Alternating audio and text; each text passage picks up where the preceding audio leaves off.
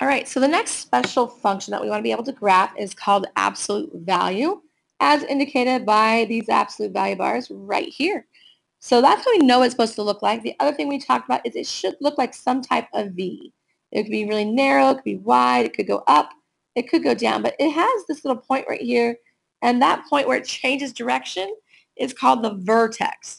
We have absolute value, looks like a V, and the center point where it turns is the vertex. So we want to keep all those straight. As we look at this, what I have typed is I said you want to set the expression that's inside the absolute value bars equal to 0. So no matter what it is, whatever is inside here, we want to know what makes that 0 because that's where the turning point is going to happen. That's the smallest number we can ever have as an absolute value. Okay, so that's our extreme. So what I'm going to do is I'm going to say, okay, so if x plus 1 equals 0, as I solve that, I subtract the 1 and see that x must be a negative 1. So I'm going to make an xy chart, or we could say x and f of x. So it's in function notation.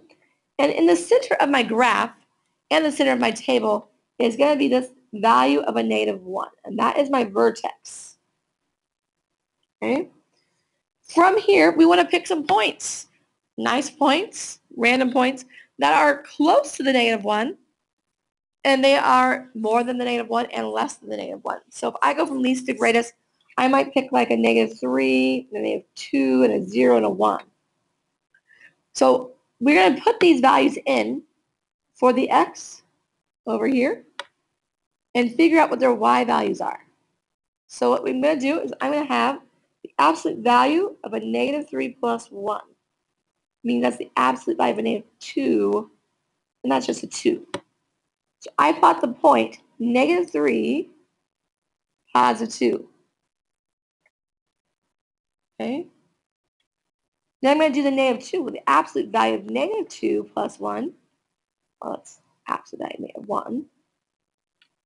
So I have the order pair point negative 2, 1. And that's going to go right over here.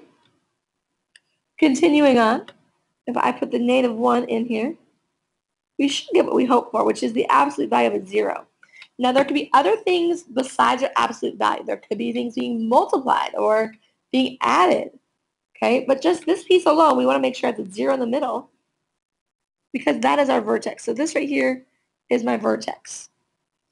So if it's a V, this one should look like it goes back up, but let's double check. On the absolute value of 0 plus 1 means I'm looking for the absolute value of a 1, which is just a 1. And then we put in the 1, and we get the absolute value of 1 plus 1, which is the absolute value of 2.